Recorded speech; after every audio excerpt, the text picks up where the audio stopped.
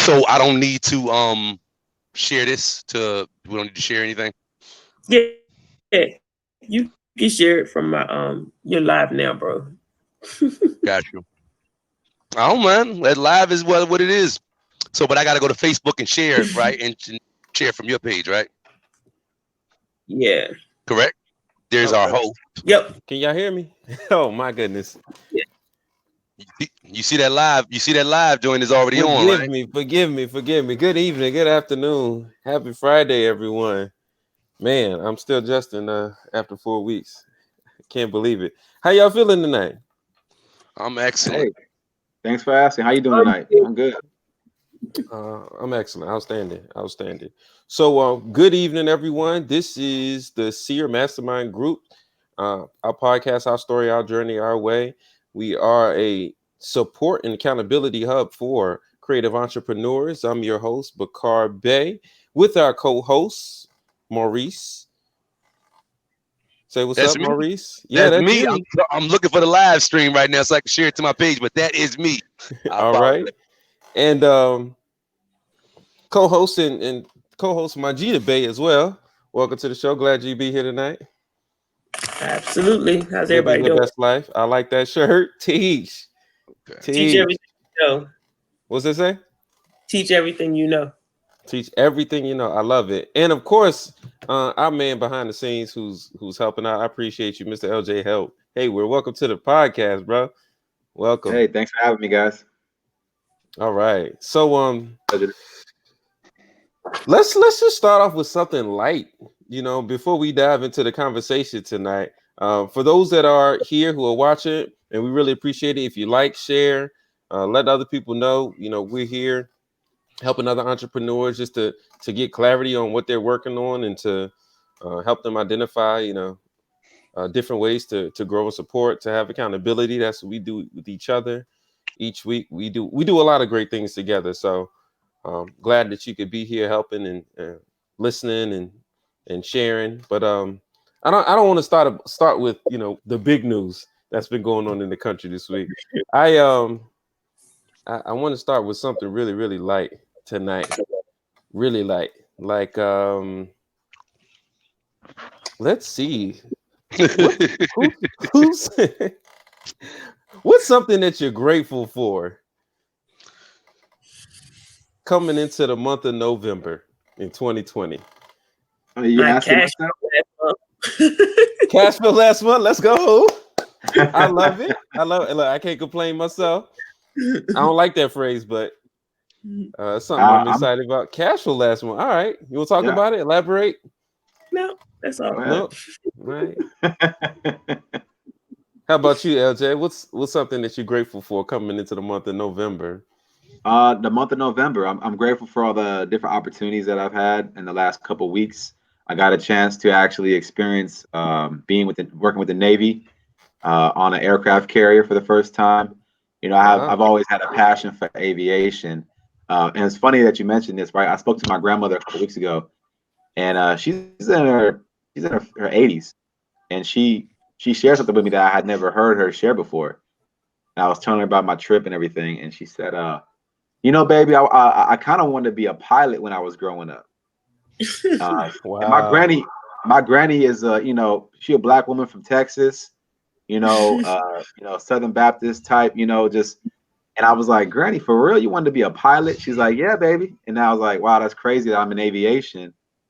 And she raised me. I'm Miss Haywood's grandson, right? So it was kind of cool to kind of hear her tell me that. And then I don't know if you guys saw on social media, I've been posting all about the trip.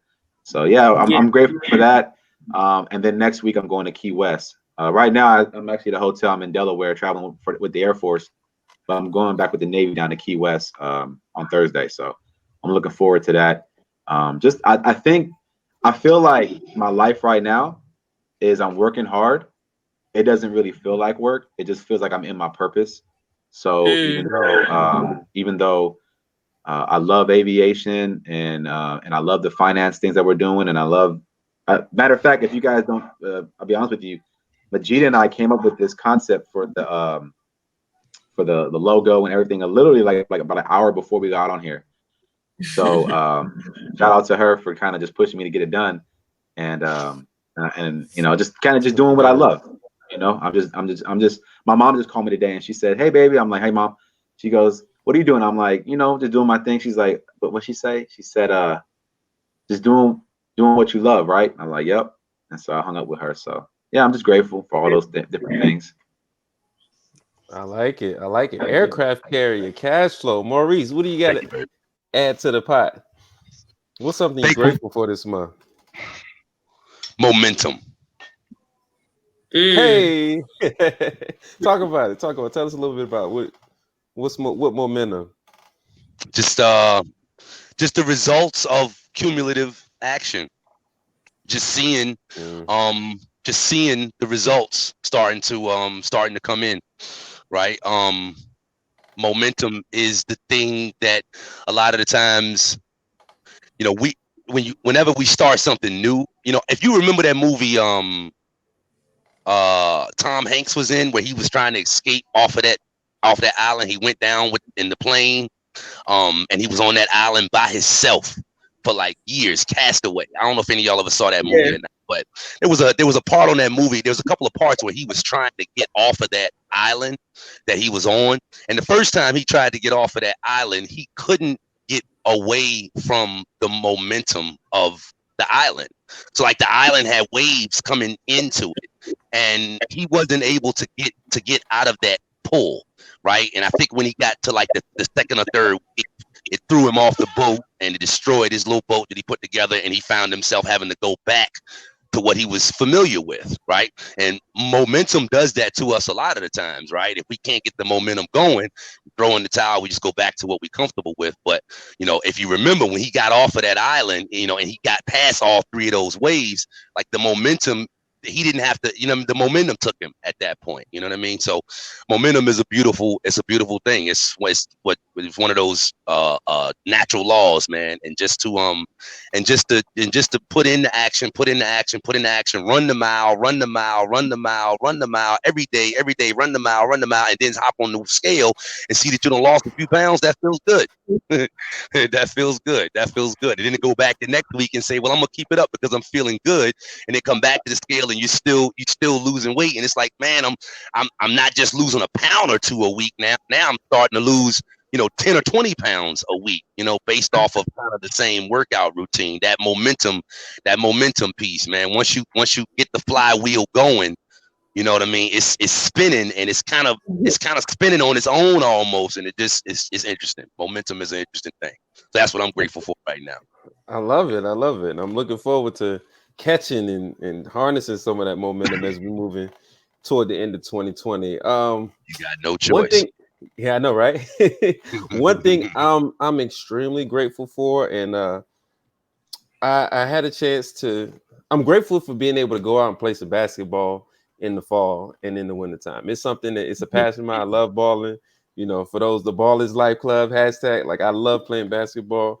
And a couple weeks ago, I found a group of guys out here in San Diego, right in the backyard, who, came out to the park hooping, older guys, some of them coaches at local high schools.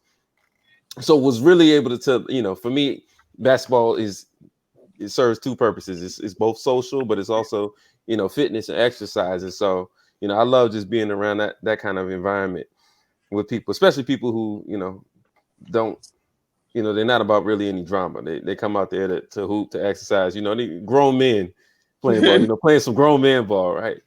But a couple of weeks ago, so I don't know what happened. I went out and I played 6 games like back to back, cold. Just off a cold start. That's dangerous, bro. So dangerous. That's so reckless.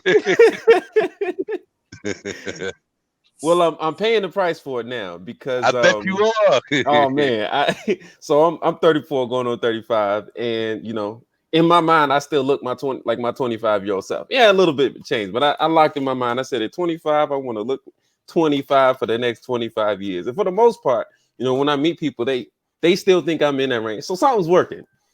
But my body's been talking to me a little differently. And let me tell you, I could not walk the next week.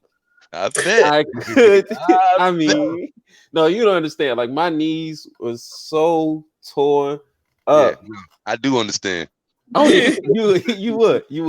And I'm like, what's it? My body's betraying me. Like it's telling me lies, or new truths that I have to get used to. You know, and I've already. I mean, it's been 10 years that I've been already using certain equipment. You know, like braces and compression sleeves and things like that.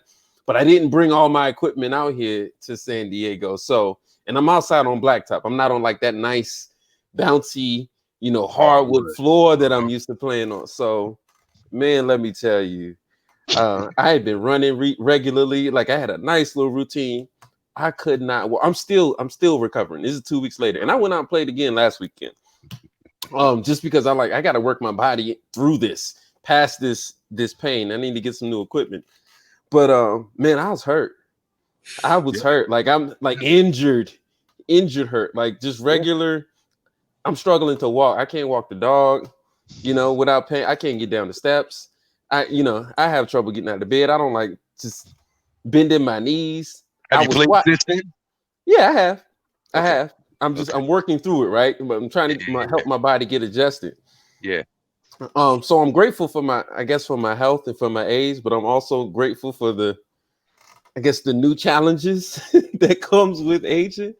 I'm starting to feel like an older man, and it's become apparent. Like in my mind, I still got all the energy of 25-year-old me, sometimes 12-year-old, but my knees are definitely 35. Right? I'm not loving it, but I'm grateful for the new information so I can adjust and correct. But I'm happy to be able to play ball out here. I don't know what the weather's been like. I know folks have been dealing with hurricanes and cold temperatures, but just to be able to go outside on a Saturday morning, and play some hoops, man. That's why I'm coming out here, man. It's those little things. Those little things. So I wanted to start off with something like, y'all pray for me that I recover and heal and be able to still walk when I come back to the East Coast. You're gonna be all right. You say you still play. You played a few times. I'm gonna go play tomorrow morning. There you go. I'm gonna be up 8 o'clock out on the courts, shooting jumpers with the 50-year-olds. I heard something I want to share with you, Bakar, before we change the subject, because I know we have a schedule. But I was listening to a podcast recently, and the gentleman said something that might benefit you. And I did this on my trip while I was out to sea. Right, we couldn't work out. There was no gym. Right, the gym was on lockdown on the ship, so everybody was kind of, energy gets kind of high when you can't, work out and stuff, like as far as anxiety, all that kind of stuff. So what I was doing is every morning I'd wake up at 4:30, and for about 30 minutes, I'm on a ship, right? I'm in a rack, and so all the other guys asleep. I had to wake up an hour early to make sure I had time to do this, and I did yoga. And then and one of the podcasts I was listening to while I was doing my yoga was, he was saying your morning routine is like being a warrior and putting on your armor in the morning. If you're a warrior, you wouldn't go out to war without putting on your armor. So I would recommend, before you go and you start playing ball, man, wake up, and get physically, ready, mentally prepared. But just like it even, I had a knee injury and I went to a chiropractor, and I made that part of my routine every few weeks. And you're having issues with that if you haven't seen a chiropractor. But yeah, man. I appreciate that. Because you can't get injured because your mind is saying one thing. Yeah, your mind's saying one thing, but your body is saying nope. My body's telling me nope. Well, I appreciate that advice. And actually, yoga is something that I have been focusing and training my mind to incorporate more of into my morning routine, my exercise. So I was so intentional about that. I brought my yoga mat all the way across the country with me in order to be able to do that. But I haven't been disciplined in keeping that as part of my routine. But now I appreciate that. I'm definitely going to double down on doing more of that before I go out and run anymore. So appreciate that. So, I mean, it's great to check in with you all. It has been what a week, right? What a week. You know, we have a result yet? We have a clear answer. All right, because we don't have to talk about that. The election, for those that have been under a rock, the United States had its presidential election, and on Tuesday and here on Friday, we are still trying to decide who actually won enough electoral votes in order to become the next president, and things are being challenged. And I've been keeping up with it just because I know that it is a hot topic, but at the same time, it can have some real, maybe not the election itself unless you're trading, and so it can have some real implications on what's happening in your world, in your life, with your business, financially. Like, these are some real decisions, and I'm not here to polarize or to divide. Like, we're here about unity and uniting people. But I'm curious, like, any feedback, any feelings, any thoughts that you've been working through this week as you've seen some of the, as the results poured in. What's the pulse of the nation? What are you getting the sense of? That That you what? Go ahead, Majida. Oh, I was gonna say I haven't been paying attention. Right, I've seen a couple. I could care less. All right. So we'll come back to that.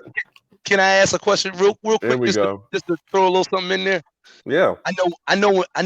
Specifically in parts of our community, we don't always think it matters who the president is. So just real quick, you say you just was wondering people's opinion. Just a quick question: does it matter? And I'm speaking. I know everybody can only give me their opinion. Does it matter who's in office? Not to me. I think I say it does, but go ahead. It doesn't matter to me with respect to like the decisions and choices I make, right? Like, I can only control what I can control. And so at the end of the day, I'm not relying on somebody 1,000 miles or 100 miles away, whatever the case is, to control or dictate my future. I'm not saying that they can't influence it, but like, I don't feel like they have that much control or that much power to where I can't do anything about it. Like, I'm helpless in determining my decisions. Kind of back to what LJ said. If your daily routine is to get up and do yoga every morning, who cares how does the president impact that? Like, it doesn't. If your routine is to do 2 videos every week to post to your YouTube channel, like, how is that impacted by who the president is? That's just me. But I think that's a good point. I think it's a distraction to keep people focused on something outside of like taking ownership of their lives. Like, I can look to somebody else to take care of me, or I can look to somebody else to blame. And like, you have, like, what dog do we have in the fight? That's a good point. Like, that's I like your point, and I'm gonna like that. Go ahead. I'm going to. I agree with your point, Majida, and I'm gonna add to that though, that while there are times when I don't think it matters, there are also very significant times where I think it very much does matter. And how you doing, Zinga? There's two points. I'll make 2 points. One is, I think it matters because of what the market wants, right? I like the elections, and I'll be honest, I don't always participate. I haven't always participated since I guess I was old enough to do so. But when I have, it's been what is it that the market wants, and understanding, how we deliver. I think it was really interesting for me to see how close some of the voting was in various states, like in these swing states. Paying attention to how divided we are in the system. Now, granted, when you're given binary choices, the average, I think, is going to play out that way, right? just when you're given binary choices. So it's like flip a coin. Somebody's going to be 50, the other's going to be 50. But just seeing how close it was lets me know that there is a market for whatever you want to do. So I think it very much matters to know like where to go to share or sell what it is that you want to sell. If you're thinking about it from a, from an economic standpoint, there's a market out there for you. That's one thing I look at, right? It's not like it's total blue, it's total red. It's like there's somebody out there who's looking for whatever you're pushing or you're pitching. So that was important to me as far as determining what the head. I guess that's from the population standpoint, but the other piece is from the model of leadership that our country presents to the world. I think is significant, right? And we can go back through our histories for those, but I think it's especially for the next generations. I saw a video earlier today and they were asking children maybe like 4 years ago, what is President Trump? How do you feel about President Trump? And like 6, 7, 10-year-olds, like not saying a whole lot of positive stuff then, right? Now, granted, it may just been the children that they asking. I don't know what demographic, where that they were taking the information from. But I think it's really important, really significant, really, it really has a profound effect on us as a society when we present as adults with those model leadership that we're striving to get behind, right? And if the children are seeing us constantly at odds and fighting, no, we're not going to agree on everything, of course.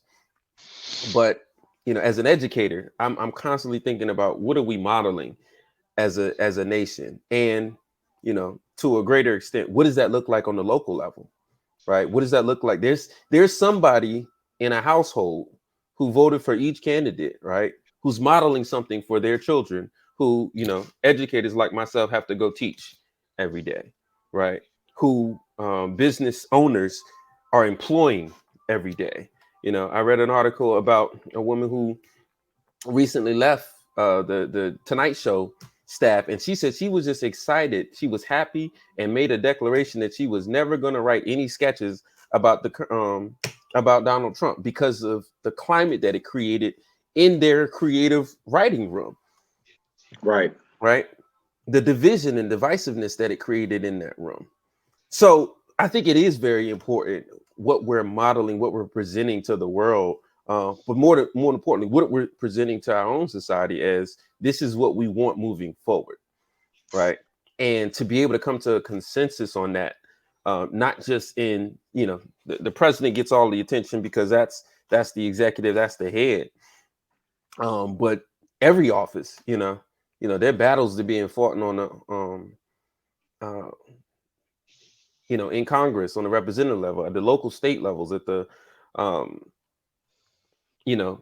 all of these different municipalities, and like there's so many people who are vying for public positions that and I'll be honest, it's not something similar to what Majid said. It's not something that I often pay that much attention to because I'm asking myself the question, how does it affect my daily routine? But as an educator, it is something that I need to be mindful of. I need to be cautious of. As a business owner, it's something that I need to be mindful of. What's my audience? Who am I speaking to? Right? How can this affect, not only our bottom line, but the community and all of the ways that we can influence a community for better or for worse. So that's my 2 points. Am I coming through okay? Because I've been having some connection issues. Can you guys hear me? Loud and clear. Yes, sir. I'll say this to that, right? I think that pretty much you're both correct. Recently, I get frustrated when I get unsolicited advice or unsolicited, like say, I don't really talk about my politics very much, but if somebody starts talking about their politics or they start tagging you and stuff, especially on social media. And so normally what I typically do, if all I see, and this, no offense to anybody, right? But if the only time a person that's considered a friend or a family member or a colleague or an associate contacts me is about something to do with their religion or their politics, they are never checking on me, that's a big issue for me, because it shows me that the person really doesn't care about who I am, what I'm about, my business, my family, how am I doing? It's more like, let me just put this this point across. So, and I'm not going to go into details, but this recently kind of struck with me where I'm managing my associations and the people that are in my sphere of influence. And religion and politics, as important as they are, aren't the driving factors for who LJ is as a person. So, unfortunately, I've had to diss myself and almost, especially recently, and I've pissed off a few people. But if they reached out to me and it had something to do with religion or politics, even if I agree with you, and this is the funny part too, I might even agree with you, but I don't want to listen to your propaganda, because the thing is, it all from a bias, everything, right? And I'll end with this point because I don't want to drag this on. But for me, when I look at politics, I see one thing only. I hate sports, right? I love Kobe Bryant as a person. I used to watch the Lakers, right? Back when I was a kid, I hate the Heat. I didn't like the Heat because Shaq went to the Heat, and then Kobe versus Shaq, blah blah blah blah blah. And I would argue who was better, this and that. It's the same thing in politics, right? It's like our team versus your team. We're not here to, if you're a fan of the Saints and I'm a fan of the Chargers, it doesn't matter what we say, agree to disagree, right? And I feel like we're beating our heads against the wall trying to argue for my team versus your team, and it's a waste of mental energy and RAM, because at the end of the day, most people, they've already got their view, and so now if it's unsolicited, I kind of ignore it. But if you and I are having a cup of coffee and you say, hey man, you want to talk about politics, and like, because you're not always in the mood to talk about it.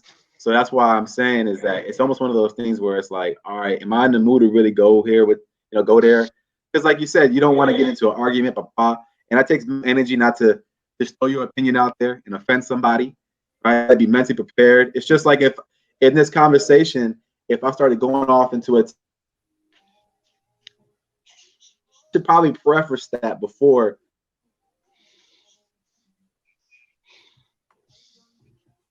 Is it me just losing him, or is it y'all losing him? I think I lost you guys. Am I still there? Yeah, you here. Wrap it up, beat. No.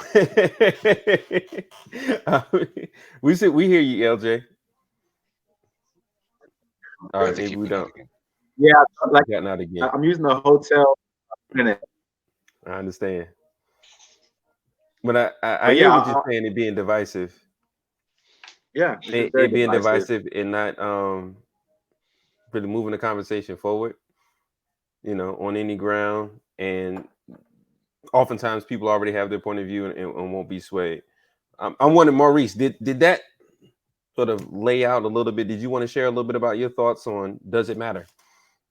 I mean, I believe it matters. Yeah, and I didn't always think that way.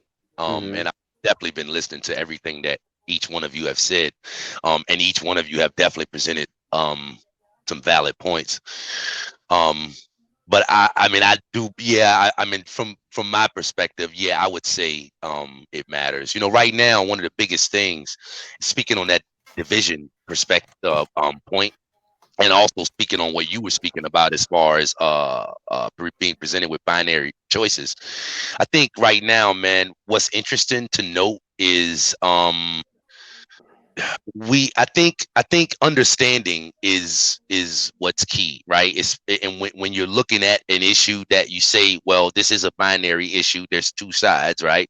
I think at a point like where we are now, the biggest I think what we're missing right now, and also what the division forces is, like I said, a lack of understanding. Because the side that I voted for, when I listen at the comments of the other side, I can't understand them at all. I just don't get it.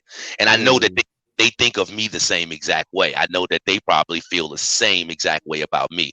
I don't think that that's where the problem is. right? So we're divided. But the problem is when we stop trying to understand each other. As you said just now a minute ago, LJ, some people got their perspective already, and that's good. That's fine. You know what I mean? To each his own. But when two people don't understand each other, that's the root cause of conflict. When two people are seeking to understand each other, to me, that's the beginning of unity. Like I may not agree with what you're saying, but I'm trying to understand what you're saying. So I think the person that is in the office of the presidency, I don't think you can deny that they set the tone for everything. And you spoke on this a second ago, Bakar, when you were speaking what you were saying. I definitely think they set the tone for everything. And so when it seems that from the top that there is no interest in understanding the other side, that only accentuates our differences. So I mean, I don't think it's a bad thing that it's two sides. I think it's a bad thing when both sides stop seeking for understanding, because then we can't get anywhere then. We can't get anywhere then. So and I think what is important, like I think when you say, all right, it doesn't matter who's in office, if the person that's in office is not setting that tone, the people aren't going to follow. That's just how it is.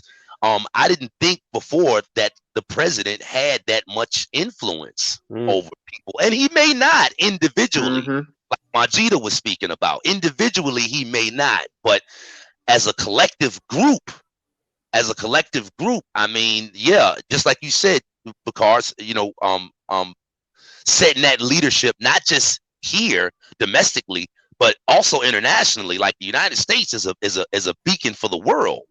They set the pattern for a lot of other countries and governments and responses and all of that stuff. And so I think I've come to that conclusion that if nothing else, I know in the Asiatic community, some of us feel specifically, man, don't matter who in office, it ain't gonna help us none anyway.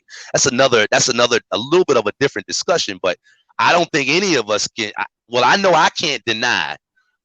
Like when it's not coming from the top, man, I mean, I've been attacked myself, not physically, but I mean, I've been attacked by some of the people from the right. It's like, it's more prevalent now, man. It's like people are quick to want to call you names. People are quick to want to categorize you. You know what I mean? And I think that's just because I'm on YouTube, but it's like, wow, man, it would be good when from the top there is a sense of normalcy being set again. You know what I mean?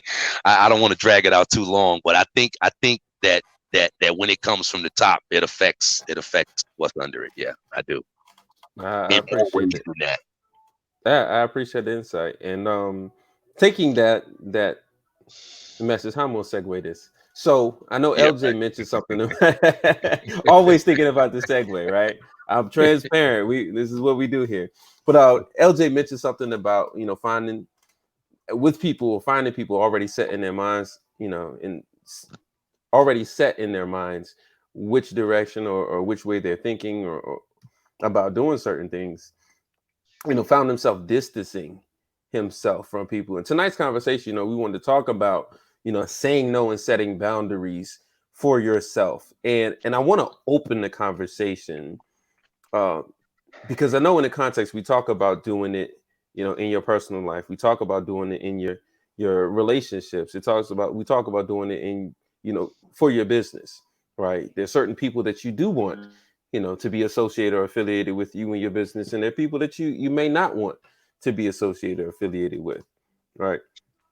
So I'll pose the question to you, LJ, because I know that, you definitely probably have some views on this, but how do you go about setting those boundaries for what you will and won't do in your personal life? Like what is the standards that you set, and how do you navigate that when you have to tell somebody no? I wish I could be more specific with the question, but no, we'll start general. You're fine. And if I apologize for the internet connection, guys. I mean, I can't do anything about that, but I will say this, man, it's always tough to have boundaries. But I posted something on Facebook that I got a lot of likes recently, right? and I was something along the lines of, I tend to have a lot of respect for people that have boundaries because it shows that person has self-respect for themselves. So when you have boundaries, oh, here it is, right?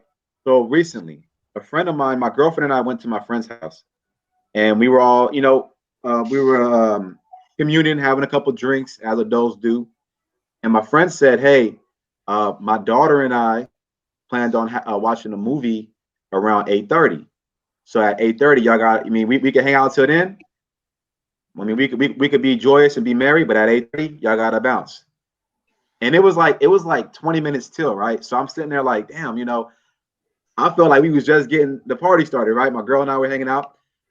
But then I said something. I said, you know what? I got a lot of respect because when 8:30 hit, the movie went in. He was like, "Hey, y'all gotta bounce." And I went. I'm thinking like, I called my friend the next day. I said, "Hey, listen, I have a lot of respect for the fact that you value your time with your daughter, and you didn't let us talk you out of right having that time with her because she probably would have been very upset." And then also something I heard, which is, if we're friends, I don't want you to feel obligated to hang out with me. Because how shitty would that feel to be like, say, Bakar, say you were hanging out with me, and I told you the next day, like, "Hey, man, really, I didn't really feel like hanging out with you yesterday, man. I already had other plans, but I kind of felt obligated." How'd you feel if I told you that? I would Pretty feel bad, like, right? you know what, next time. You see my point? Yeah, so yes, I think indeed. having boundaries is where, if you don't have the boundaries, right, then you're doing the person a service. You're doing them it's not just about your bound, it's about them. Out of respect for you, I have boundaries. I need to spend time with my family tonight, and that's family time. Because think about it, if he would have went ahead with hang out with us the whole time, she'd have been thinking about, but damn, now I should be hanging out with my daughter, blah blah blah, and then you're kind of split. So I think that's the one thing. And so when that happened to me, I realized, I said, you know what, it's tough to have boundaries, and you're gonna tick some people off, but they'll get over it. I mean, because now with all my focus is on my business and how to make that better, I can't afford to be around one. There's a quote from Les Brown that says, "Only OQP, only quality people, only quality people. That's it." And so now I'm only dealing with quality people. I want to have diverse opinion. I want to have diverse people in my life. I don't want to just cut off somebody because I don't agree with them politically. Because a lot of times, most people I agree with politically are the ones that I end up having to cut off because all they want to do is talk about that. When I have my own things that I want to focus on. So that there is that, right? So just because I don't, and the people that I like, for example, with religion, there's people that I have totally different religious views, but I totally get along with them like brothers and sisters. You know what I'm saying? And so, and I want those people around me. But yeah, to answer your question, and I think I hope I answered it. I kind of went off on a tangent, as I always do. But yeah, man, that was pretty much it. Is that it's difficult to have boundaries, but when you understand the value of it and how it can reflect on somebody else, then yeah, I'm good to go. You laughing at Majida? No. So no, I I'm appreciate that take, LJ, and again, just kind of reiterating that it's important to, well, I guess you can have respect for people who have boundaries, because it shows what they value. And something that was playing in my mind the whole time is that they keep their word to themselves, right? That they keep their word to themselves and those around them. Majida, I know that this was kind of a topic that you wanted to touch on.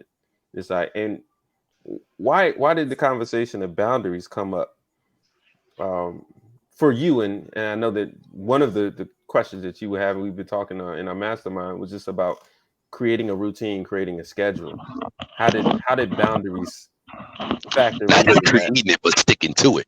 Yeah, absolutely. How did boundaries come into that conversation for you? I think it's become a major focus, recognizing really what to say no to.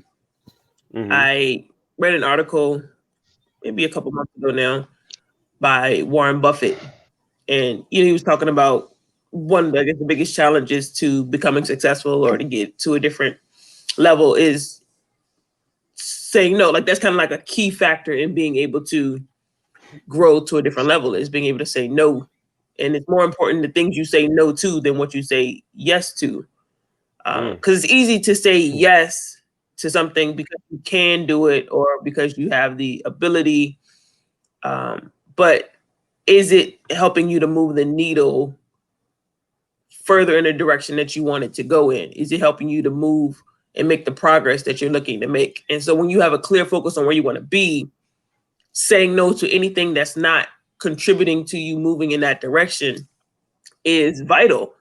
Otherwise, you can be distracted and you can take a lot more time getting there than you have to, simply because you're just saying yes to everything. And I know I have a challenge with that, because it's like, if I can do something and it doesn't really take a whole lot for me to do it, maybe it's something I do naturally, right? I'm quick to be like, yeah, I can help you with that, knowing that I already have like a full plate of stuff and I need to better focus my energy on finding things that are already on my plate or getting other things off my plate so that I can really hone in on what's bringing me the most value. But I easily be like, oh yeah, sure, I'll do that. Oh yeah, I can help you with that. So yeah, I have a difficult time setting boundaries. And a friend of mine recommended this book and I have yet to read it. I keep downloading it on Hoopla, which is a audiobook app or library book app. And I like, that's something that I'm conscious of.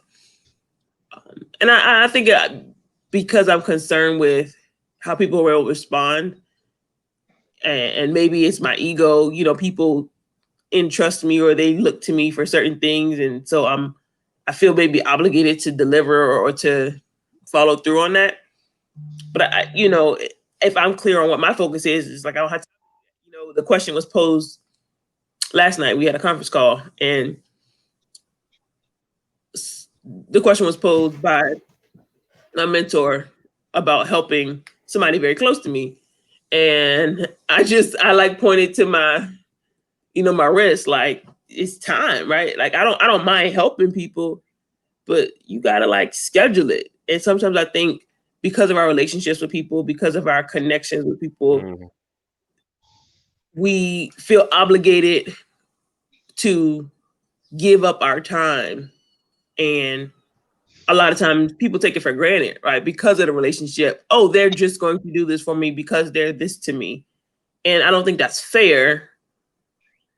But back to LJ's point, like, you have to be firm in setting those boundaries to say that, like, I'm sorry, that's important to you. That's a priority for you, but it's getting me out of where I'm trying to move to. So it's a fine line that you have to balance in terms of maintaining those relationships. And I don't think the relationships will necessarily suffer if you say no, right? If they're real relationships, if people really value you, but if they're used to you always saying yes, and then you're like, nope, can't do that, then it can change the relationship. And so I think that's it's difficult sometimes to deal with that backlash of how the relationship may change because I'm growing, right? Not that I'm changing, but like, we're supposed to change, but I'm growing, and the direction I'm growing in doesn't allow me to be who I've been for or to, a certain person. So I think Beyonce said it very well. The first time that I say no, it's like you never say yes.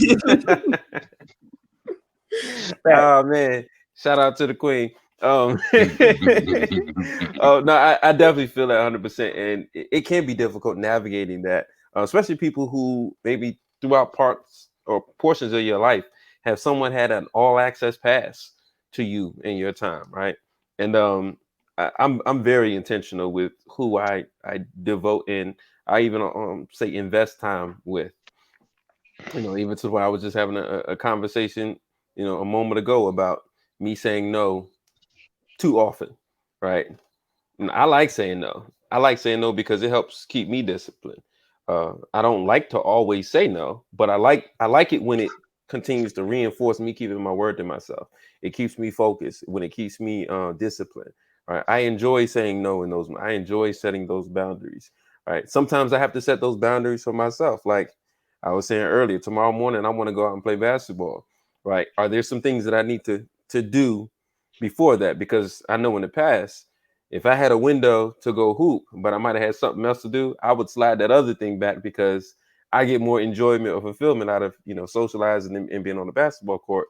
But now I'm tired. I'm not in the right state of mind. I'm not focused on what I need to follow through with outside of that. So, you know, it's important to set boundaries even for yourself in that regard. But I want to give Maurice an opportunity to touch on, you know, what are some boundaries that you feel like you've had to set in order to build the momentum that you're experiencing in your business right now? Yeah, that's a good question.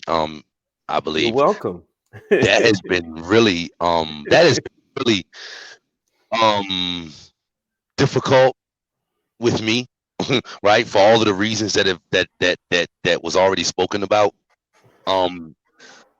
Like creating YouTube videos, nobody takes that seriously.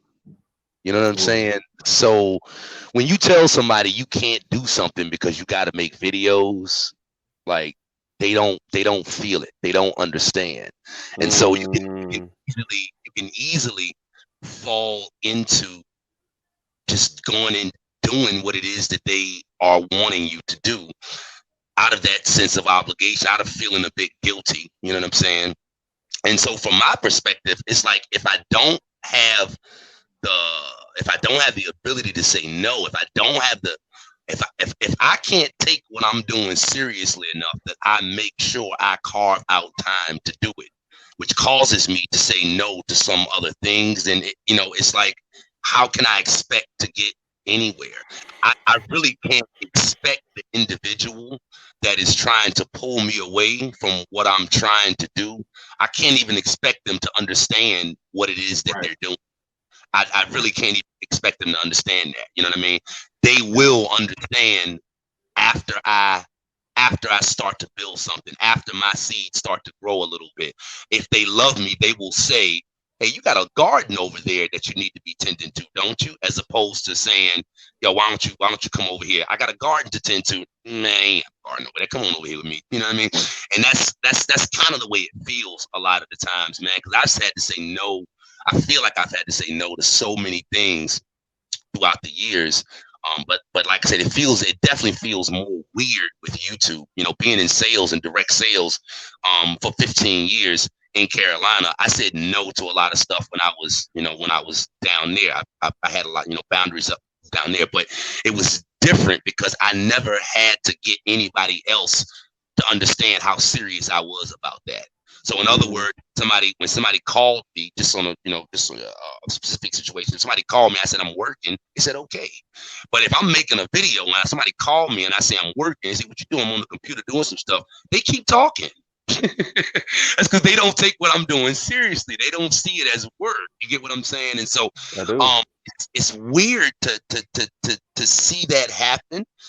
And it's really weird to have to really cut that person off because they don't understand. Like, it's easy to cut a person off when they know you got to work tomorrow morning. It's easy to tell them you can't hang out because they know you got to work and they know you got a job and they respect the fact that you got a job. But like I said, when you're doing something where they don't even understand and you keep cutting them off, you keep saying no, it just feels weird. It just feels really, really weird. But I don't see how I could get any momentum going without doing that. I really don't. Everything is a distraction. Everything is a distraction. And I don't necessarily mean that word distraction in a negative sense. I'm just saying if I'm trying to go this way and there's an influence trying to pull me here or whatever, categorize that as a distraction. And so everything is a distraction. And so if you don't have that ability to say no, to set up those boundaries, you'll be drug all over. In my opinion, you'd be drug all over the place. Majida, I was just about to say something in regards to her, but she just clicked off. But she'll hear it hopefully. Majida's whole business is themed around a locomotive. Oh, Majida, you messed up Maurice's connection. Maurice, I love the train of thought that you went on. See what I did there?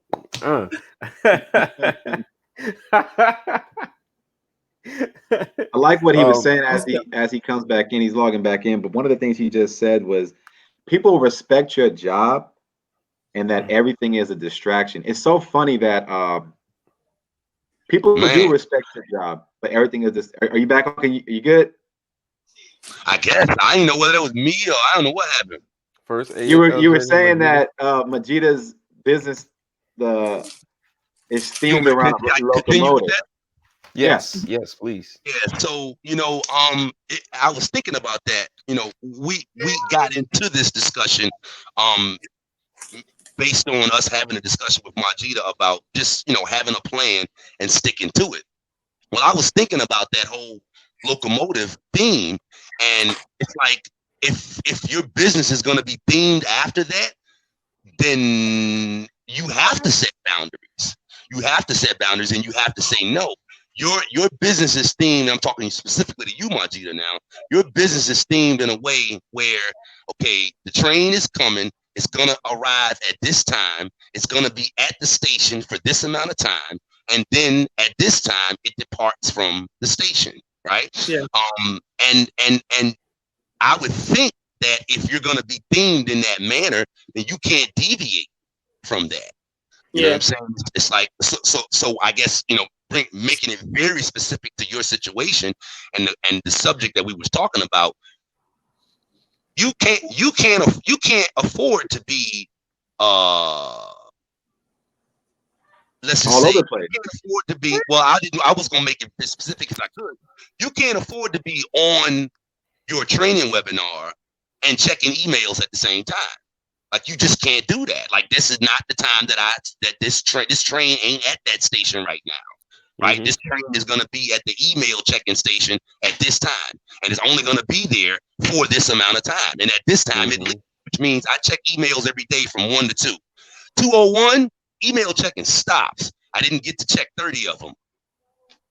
I'm gonna have to come back, or I'm gonna have to set it up in the scheduling of the train, right? To be able to check more emails. The point that I'm making is, because your business is themed that way, to me, it's like, if the problem is not only how do I create the plan, but how do I stick to it? To me, if you can really embody that, then mm-hmm. that seems like it could give you some fuel to not check your messages when you're in the middle of doing something else, or mm-hmm. not do the thing that you're supposed to do at 6 o'clock this evening when it's 1 o'clock in the afternoon. It's like, I'm at this station right now. I'm going from Richmond to DC. Right now, I'm in Richmond. In 30 minutes, I'm going to be in Ashland. In 45 minutes, I'm going to be in Fredericksburg, so on and so forth. And so, and that is the whatever parts of your day that you got to schedule in, that you got to put in. That if you can associate that feeling in your own mind, when I'm checking emails or doing one thing when I'm supposed to be doing something else, it is the equivalent of I'm not at the station that I'm supposed to be at the time that I'm supposed to be there. If you can, right.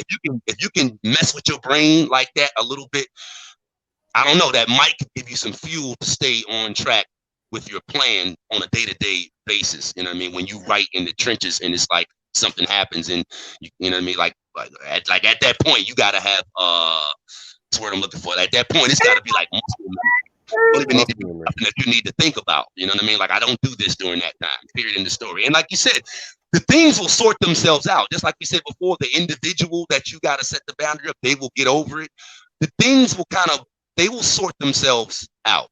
You know what I mean? They'll kind of, the things that you thought couldn't wait, like it'll sort itself out. I guess I don't want to drag this out too long, but that's essentially what I'm trying to say. Once you set the boundary, and once you determine this is the stops, the station, this is, you know what I mean, stuff will kind of tend to fall in line after you get clear and determined on what's got to happen. I'm gonna stop right there. It's a lot more I could say, but I'm gonna stop right there. I wanna Yeah, tell that really to my 2-year-old. What's that? Tell your 2-year-old, right? She don't understand boundaries quite yet. Well, if there's anybody that understands that, you know, Until it's you. me. Yes, indeed. Well, no, that's a great point, because I want to kind of shift gears to. I know that we talk about being in position to set and create the boundaries, being the one saying no, right? But there are also things that we may want in our lives. Like, I know for myself, I'm in this process of getting back into academia and in the education world, and educators are on a schedule, right? They stay to a schedule. They say, like, this is where you need to be at a certain time, and this is where you're in the virtual environment. We're having to share that and express that and present that to our students with varied success. But I guess the point that I'm getting to is there are times where we're on the other side of those boundaries, right? Where maybe we're looking for a mentorship from someone, or we'd like to invest in a program, but maybe we don't have the capital at the time in order to invest in what we want. Or maybe, again, we have a partner or a spouse in the picture who wants to spend time with us, right? Or we want to spend time with them, and they don't have the availability or are able to fit us in. So when you're on the other side of others' boundaries and saying no, and I feel like there's maybe a lot more people who are on the other side of those boundaries of saying no. How do you manage yourself, right, in order to be, I guess, more accepting when you're the one being blocked or being said no to? Can I jump in there first? I wanna jump right Absolutely. in. Wait, finish your question. I think that's also a critical point to help us understand, like, and empathize with when we say no, is understanding when we're on the other side and someone else has to say no to us. So go ahead, Maury. Yeah, I think there's a lot of stuff that you could say about that. The first thing that popped into my mind was jump in and help. Ask them where you can help. Ask them where you can offer support and give support at. If you're really trying to get down with this person for whatever reason, and they ain't got the time for you, and I know that's speaking generally, if you're really trying to get in there, then it's like, okay, how can I help you? How can I help you? How can I be of service to you? And when you take that approach, they may open the door. They may, you know what I'm saying? They may create a spot for you. They may need something from you. There may be something that you can work out, but it's like, okay, how can I jump in and help? When I say that, and the reason that popped in my mind so quick is because there have been situations where when I've got to say no, what would make me feel better when I have to say no to that individual or to that thing or to that person or whatever, what would make me feel better if they said, well, do you need my help with anything? At that point, when I gotta say no, I can't make it to this. I can't come. All right, was there anything I can help you with? That would work. That would make me feel so much better, man. I cannot imagine. That's gold right there. That is gold, and I'm speaking that specifically from being in that situation myself. So if you do find yourself on the flip side of it, I would say that should go too. Like how can I help? How can I help? You would melt my heart if you tried to hook up with me in whatever capacity, and I said no, I set the boundary, and then you didn't just say, all right, because I feel bad. I love you. I would love to be able to engage more with you, but I need you to understand at this point that I got something else that I'm working on. I got something else that I feel like I need to do. And the best thing you can do at that point is jump in and support me. Because doing anything else puts you, in my mind, as a distraction. We just spoke about that. So the best thing you can do at that point, full circle, trying to get through to me is how can I help you? Because now you're not a distraction. Now you're trying to help me get to where I'm trying to go to. I agree. Outstanding. I guess I'll piggyback on what you just said. This goes back to like old school sales psychology, right? So there was this thing I learned, and this ties back to it. So just follow me here, right? Trust me, I have a point here. When you walk into a department store, right? And back in the day when people went to department stores, I don't know how long that's gonna last. There was two approaches, right? So you walk in there, say you want to get a new suit. The guy could say, he walks up to you and says, "Hey, do you need anything?" What's the first thing you're gonna say? "Hey man, do you need anything?" They're gonna say, "No." Just looking, right? So the psychology, the different approach you would have is, "Hey, listen, sir, my name is LJ. If you need anything, I'll be right over here." And I walk away. Once I leave, what you gonna do? Actually, I'm looking for a suit, right? So it's make yourself available, but don't be needy, right? Be there for the person. So like if I'm preaching to myself too, because I found myself really adjusting my approach to where there's almost like an application process for somebody to actually work with me at this point now. And they have to tell me why do they want to work with me specifically, because there's so many other options out there. Why do you want to work with me? So I have that also in my business, and it's really made things a lot easier for me because I'm not chasing people. But then also, it's just like what you said right there. It's perfect. It's like, dude, if you need my help, I'm here for you. Because there's so many times people are like, some will, some won't, who cares next? That psychology is so negative that I never really bought into it. So being that 3% of people aren't really interested in what you got to offer anyways, right? A lot of people aren't really, it could be a timing issue. It could be distracted, like you were saying. So just say, hey, look, well, it's not a good time, babe, but if you need anything, I'm here for you still. And if I can help you in any other way outside of what I was offering, then I'm still here for you as well. Yeah, that's perfect. Yeah, I just wanted to add that, I pretty much, I can't say anything else to that, man. You freaking nailed it. All right. Now ask for help. Ask how you can help. Majida, the question was, I'm not sure if you caught it, but when you're on the other side and others have to set a boundary for you, how do you manage hearing no, or someone saying that I can't help you right now? I'm used to it.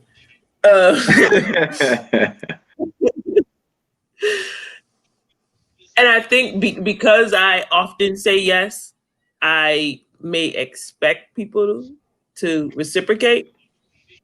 And when they don't, like, it doesn't change me per se, but like, kind of back to Maurice's point, it'd be nice if, like,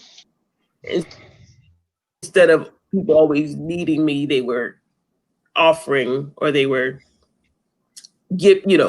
willing to give. So in terms of that, like, I don't have a problem per se with people telling me no. I guess it really depends on the relationship. Like, if it ain't a good time, it's not a good time. Like, I don't take it personal, unless based on my relationship with you, when you need something, like, I'm expecting me. Yeah, like, you expect me to be, I don't know, what do you call that? But I'm expected to. Some people don't reciprocate though. Like, some people are so entitled. I noticed that too. Like, there's people I'll do things for them, and then I'm thinking like, well, where's the return on my time, my investment?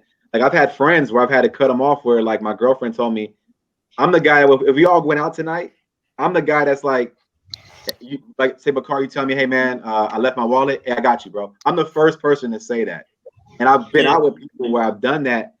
And it becomes like an issue where it's like, well, wait a minute. Like, the day where I lose my wallet, I would expect Bakar to be like, hey, I got you because you got me. But I've been in situations where the person didn't get me. I was like, well, what kind of relationship do we have here, bro? Like, and so once you realize who you're dealing with, that could be, I don't know if I'm going off on a tangent, but once you are aware of who you're dealing with, you have to change your relationship with that person. That's a good point. And I mean, I want to speak to the point specifically that point of changing your relationships with people. I feel like that's something that I'm fine tuning, or what's the word that I'm looking for? Calibrating, like on a daily basis when it comes to people in my circles, right? Like, I realize, like, for the type of mind that I have and the type of environment that I want to create around me in order to create the freedom, the success, um, the health that I want, I have to be very, very intentional with who allow into my circles, who I invite into my circles around me. For me, it's, for me to maintain the routine that I have throughout the day and be surrounded by people who respect it. First and foremost, I curate. I think that's the word I was really looking for. I'm constantly curating the people that I spend time with, to the point where there's probably no more than maybe 10 to 12 people who I can consistently spend time with, that are not going to be major distractions to me, as Maurice pointed out, right? And it can sometimes make for a lonely space, right?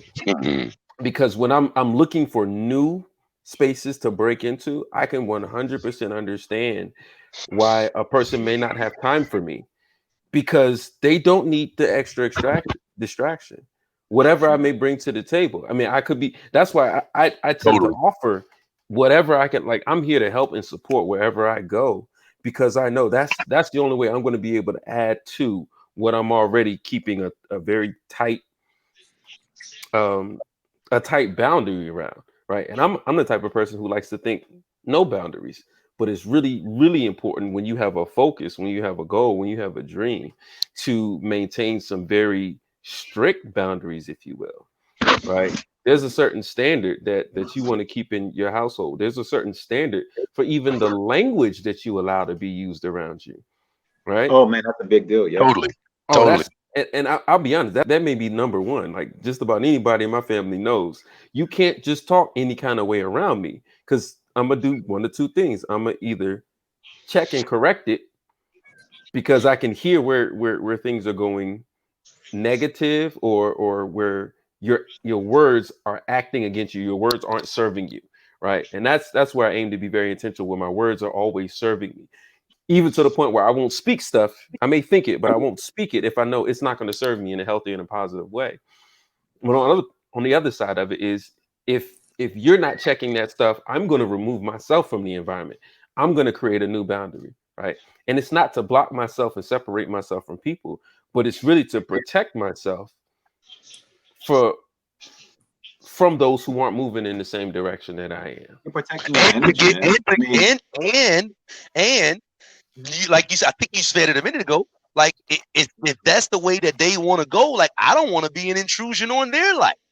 Ooh, right? Like whatever direction it is, I don't want to be convincing somebody to be something or do something that they don't want to do. So if I'm around a person and they don't, we you know what I'm saying, there is no reciprocation, there is no whatever. Okay, whatever. It's not a bad person. It's not a bad thing. It's just like, I only want to be around people that's going in the direction that I'm going in, and he probably the same exact way. And I ain't going the direction that he's in. So I'm gonna save myself, and I'm saving him. Mm-hmm. I'm doing this for both of us, bro. Yeah, I agree. There's one thing I want to go ahead. I want to add to Bakar, what you said, that before I forget this. You talk about loneliness. When I was on the ship, a lot of the guys that I was on the ship with, not actually, to be honest, the crew, I was very surprised. I expected it to be like a lot of negative energy, but it was the opposite, which was great. But I still felt slightly lonely. But it was funny you mentioned this, so it reminded me, you can be alone but not be lonely. Absolutely. So when I was on the ship, I had my associations. I had my podcast, my Ed Milet, my Les Brown, my Tony Robbins. I was still associating with things that were keeping my mindset positive. And even though I try to, look, I'm not gonna lie, we're all human. I try to be as positive as I can, but I know my personality, and if I don't do certain things, we quickly divert back to the person that we're trying to grow out of, right? So I have to be intentional with my self-development. It's almost like taking a shower. You know, I can't just listen to Tony Robbins one night and I'm good the whole rest of the week. You know, I can't just take a shower on Monday and wait till next Monday.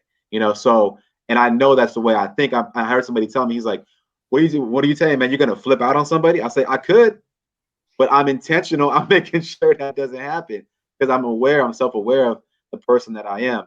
And I know people can attest to this. If I haven't got any sleep or if I haven't been drinking enough water, you know, I'm a little more, I know that, okay, I'm a little on edge today.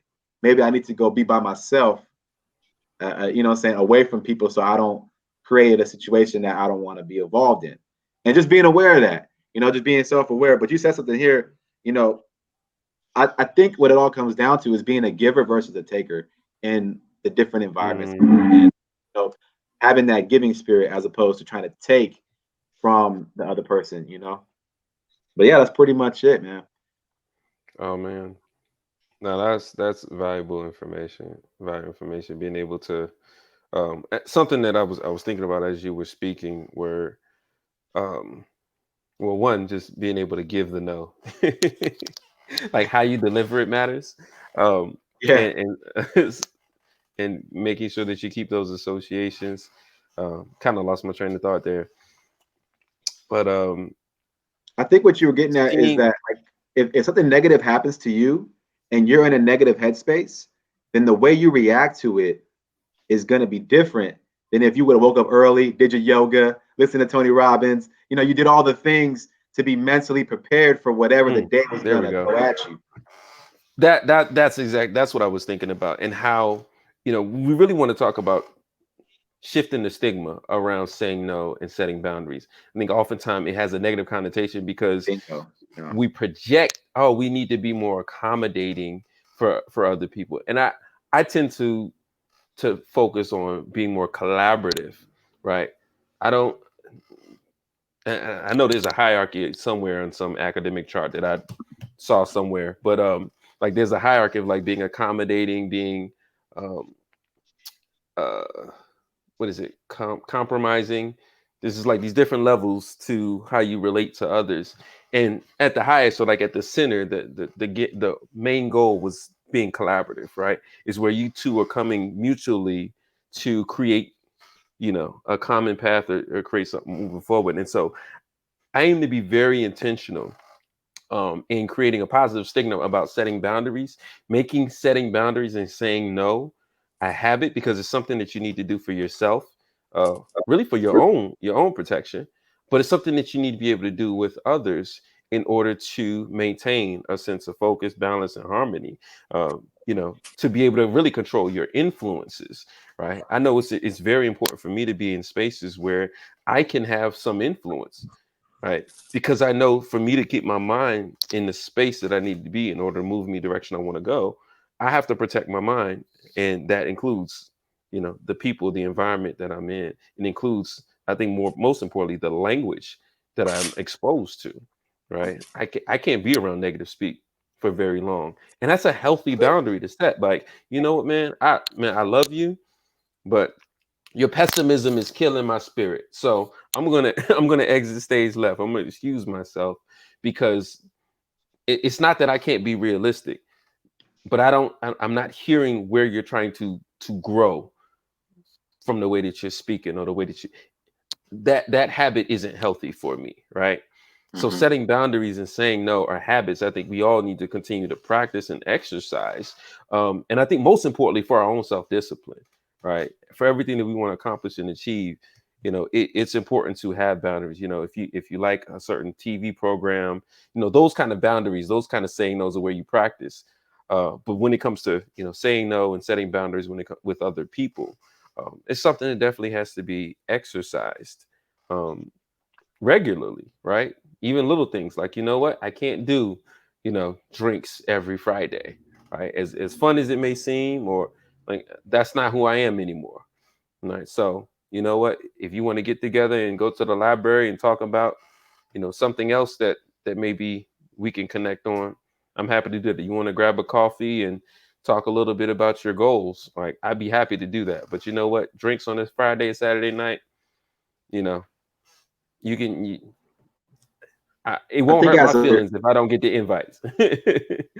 think as a leader, you're also, all of us on this call are leaders, right? And I think that we're all called to serve certain people. Majida, is definitely called to serve different people than I'm called to serve. I drove out to Delaware. If I would have went on a couple of drinks before this call, I wouldn't be adding any value to this conversation. And I'd be doing you all a disservice by even hopping on the call. Makes sense? So it was like, do I want to go out and enjoy myself, have a couple of drinks? And then now I'm not even going, to be honest with you, I wouldn't have hopped on the call if that was the case. Makes sense. So, but then it's like, I need to focus on who am I here to serve? And then as a coach, you talk about boundaries. If you're a football coach and you don't and you're trying to coach your team, why are you talking to the soccer kids or a baseball team? And you don't have time to be talking to them. They're on a whole different team, whole different sport. Mm-hmm. You need to focus on your team, on what you're here to coach. If the football coach sleeps, drinks all night, comes to practice the next day, his team, they automatically are going to lose respect for that dude.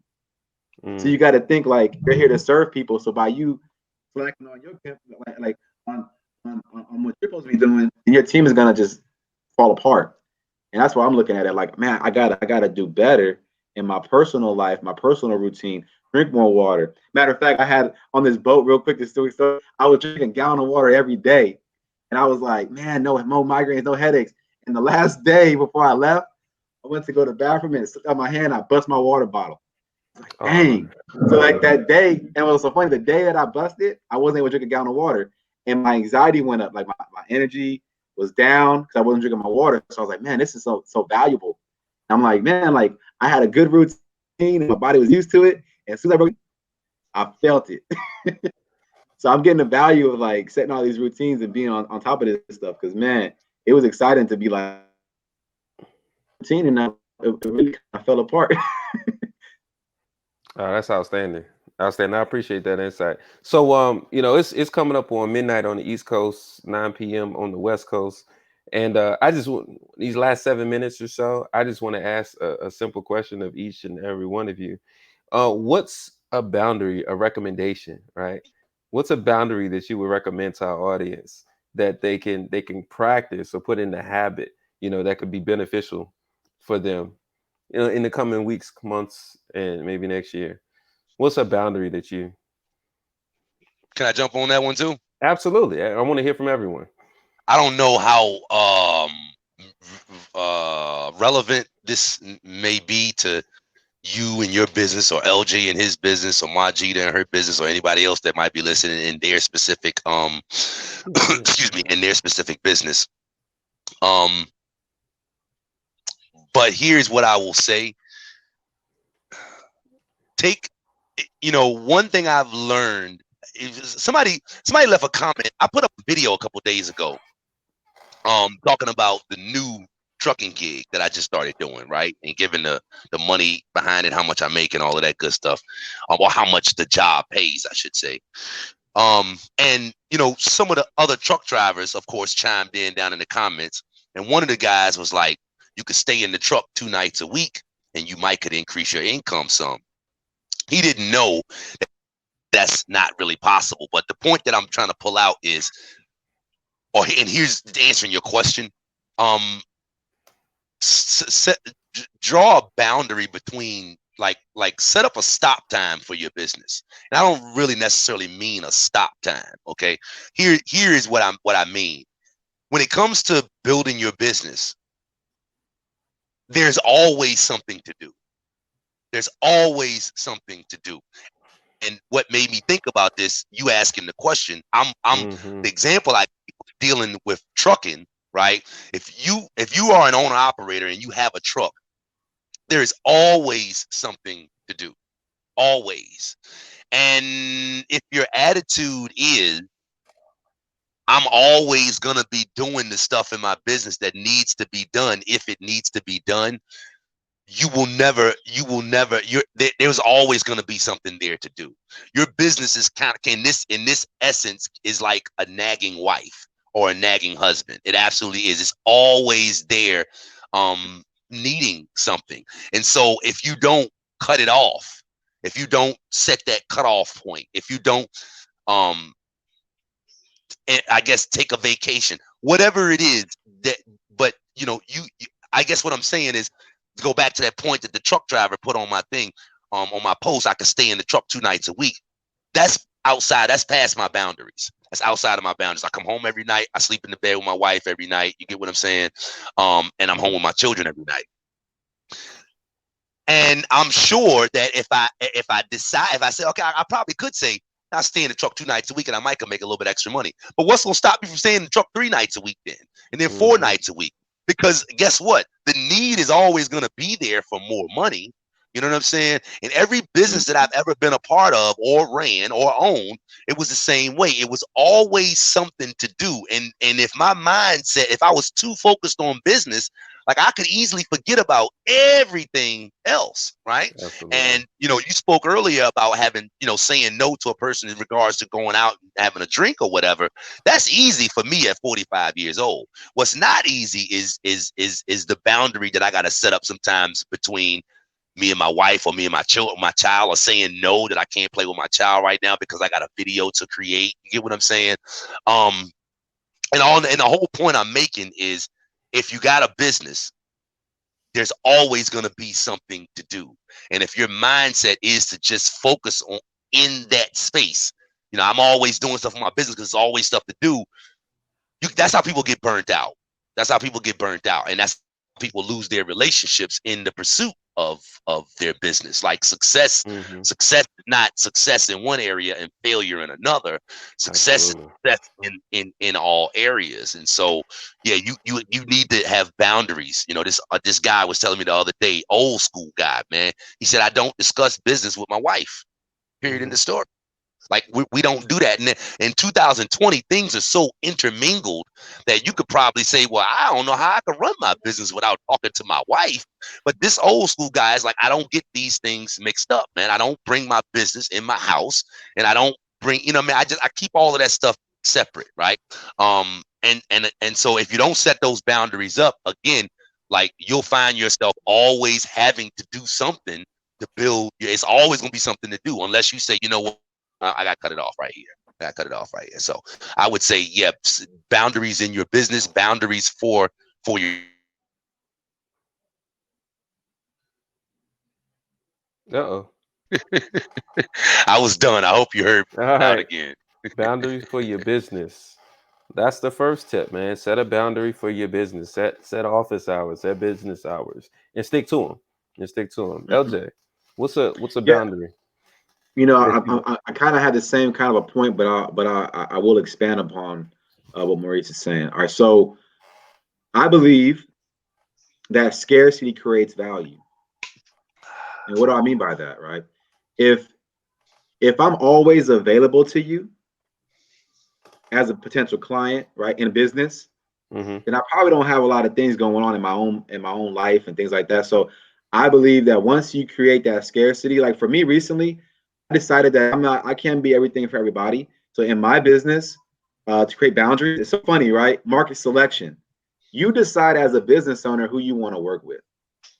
I decided that I wanted to work with African American and veteran families, specifically fathers, right? I mean, I can help mothers out too, but specifically because by focusing my energy, one, it saves me time because I don't have to talk to everybody, all right?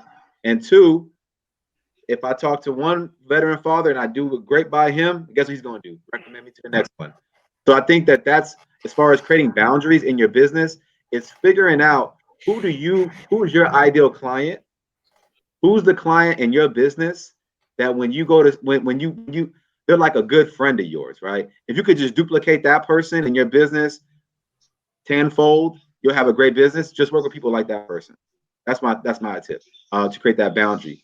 And then two, and this is something that I've been doing, is put everything on your calendar that you do, if it has any value. I actually have a written calendar that I use, and so I literally go in there, like, if you want to start working out, write it in there, work out.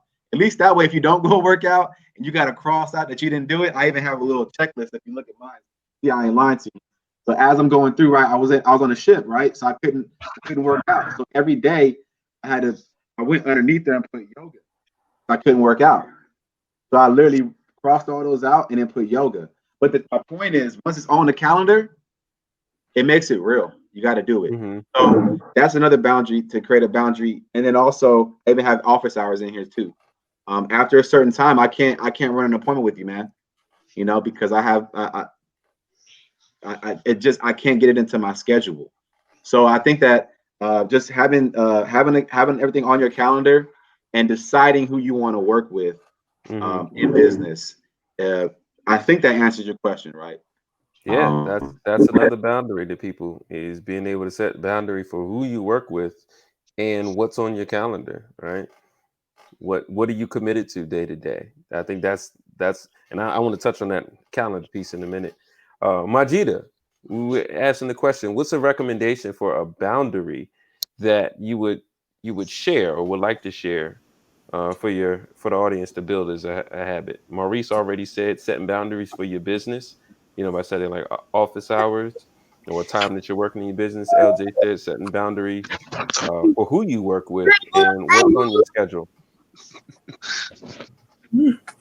I would say set boundaries on who you associate with.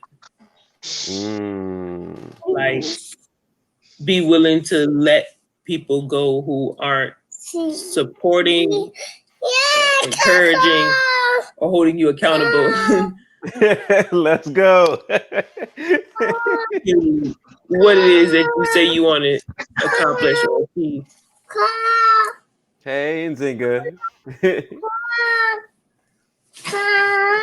Hey, cutie. All right, now. Go ahead. I knew she was gonna snap at me. Go ahead. So yeah, that's definitely something. I something I've learned about myself, and this is, I think it was shared in a meme or something, and it's the idea that when I'm not quick to connect with people, because once I do, I have a difficult time letting them go. And so I have to work on letting go of relationships that are no longer serving me. And that's challenging for me to do. Like, I can do it, but there's like this weight at times where I'm like, I miss this connection, or whatever the case may be. So setting boundaries with your associations can be tough, because like that's life. Life is your wealth is your relationships with other people, and so relationships is something that I value. He hear you. Hi. Hi. Set boundaries with your children. Definitely. Is that the final thought for you, Majida? All right. I think we'll take that as a yes. So I'd like to share two quick ones. First one, I think has really transformed me, being able to reclaim my time, was number one, setting the boundary for rest. Right. And I mean, to the point where I have 6 hours of rest on my calendar. I have a time and an alarm that says, that gives me 10-minute warning when I need to be climbing into bed. And I don't always, follow it. However, I do know my sleep cycles, right? About every hour and a half. And so making sure that I'm getting proper rest and getting to rest at the proper time to be able to wake up and execute on my morning activities or morning routine, right? So the first thing is setting a boundary for the amount of time that your body needs to rest. Like, do not underestimate the value of proper rest. Everything that you do in a day starts with proper rest. Right, all of your success can be built around having proper rest. And I know these people out here who are team no sleep. Guess what they are doing? They are getting proper rest in some sort of cycles, some way. Right? They have to rest. So don't fool yourself into the hype. If you need 7 hours, 7.5 hours, make sure you're getting that amount of time. If you need 4.5 to 6, like myself, make sure you're getting that 4.5 to 6. And I'll even take a nap in the middle of the day, right? Just to pick up some extra rest if I need to, right? And have it built in, 2:30, I'm shutting it down till 4, right? If I need to. or I'm trading, one or the other. So proper rest. And the second one is making sure that you have the boundary for pouring into yourself first thing each day, right? Whether it's meditation, prayer, visualization, exercise, there's the magic morning routine where you move, you meditate, and then you grow. But I think it's tantamount, paramount. I'm not sure what the word is right now, but it's extremely important. We'll just use the simple words. Extremely important to make sure that you feed yourself, fill your cup each day in some way, right? So setting that boundary. A lot of people have the habit of jumping up and tending to their children, tending to their spouse, tending to their job, and especially in this quarantine COVID climate, where it's very easy to just wake up and open up the laptop, to wake up and check your phone. It's really, I think it's really important to set those boundaries for yourself, to say, you know what, I'm going to get centered each day on what my focus is, what my goals are. And I know the times that I'm not doing it, right? Because I find myself in the middle or end of the day, like, what did I accomplish today? Like, what was the plan, and how close did I get to executing it? Right. And it feels you, it builds up little grains of sand of anxiety that, can turn into a whole ocean. So two things that I say: boundaries. I highly encourage people to invest in, make it a habit of getting proper rest and pouring into yourself for some amount of time before you start each day. That's what I have. Man, this was a good conversation, guys. I loved it. Hey, LJ, I appreciate the work that you did. I know that I was working to learn it, but you know what? You the pro. That's why we attract people to do what they do best. So I appreciate you helping with the podcast and the format. Yes, sir. Yes, sir. Yes, sir. And Majida and yourself organized and bringing that together. All I want to do is show up and ask the questions. That's that makes my life simple. That makes my life so much simpler. Yeah, I like how it turned out. I think it was really kudos to Majida for just, because here's the thing, like, I just needed an idea of what to do, and she kind of had the concept in mind. So it's definitely on her. So thank you. Awesome. Oh man, I know we didn't get to any of the questions that people had put in the comments. I saw a question. Somebody asked, how do you, when you're a giver, how do you, I guess, guard yourself from people who will take advantage? I don't know if anybody wants to address that one. Sure. Yeah, my grandmother used to tell me that when we were kids, if somebody's taken from you, it's just like I said. Matter of fact, I don't have an original thought in my head. A lot of the wisdom that I got comes from my grandparents, and my grandmother would always say, you just change your relationship with people and don't become jaded. So if you're a giver, if you have a giving spirit, be grateful for the fact that you have that spirit, but then also become more self-aware. And once somebody, once they prove you who they are, you kind of have to change your relationship with the person. That's how I am. I don't, fool me once type thing. You know what I mean? Shame on you. Fool me twice. Shame on me. I'm a big advocate of that. I don't go blaming a person. I don't blame the snake for biting me. It's not, I just didn't know that was a snake, so it is what it is. And so, yeah, once the person proves who they are, you just change your relationship. You don't become jaded. You don't change how you treat people in the future and all this kind of stuff. Because if that was the case, if I had a girlfriend break up on me, I would never ended up with the love of my life, right? Because I would have went into every other relationship jaded. So once the person proved that they weren't who they said they were, I just changed my relationship with that person. Whether that be completely removing them from your energy, that's fine too. That's how I would address that. Yep, that sounds just like something I did to share earlier today, as far as associations. All right.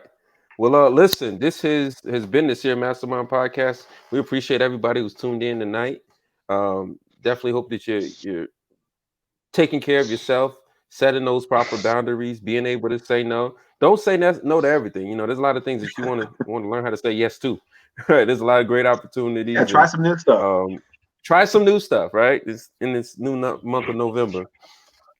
Try something new, but also, you know, build some boundaries for yourself so that you can focus and direct your life in the way that you want to go. And I think one of the greatest things was being able to set boundaries and reclaim my time freedom. You know, reclaim time freedom. You know, I'm working on my health again now so that I can get out there. You know what I'm saying? Give it to them on the course like I used to. That's good. You ain't. I'm sorry. You ain't never gonna be able to do that no more, bro. Well, yeah. A man call hope, it negative. Call it what it is. Yeah, you ain't going back, bro. I think it was. I ain't going back. I'm going forward. Did you ever see the Patrice O'Neal stand up? Did you ever see Patrice He's one of my favorite comedians. One of my favorite. He's like all of the stuff that you said you was gonna do when you was 18, trying to go back. You never gonna do that.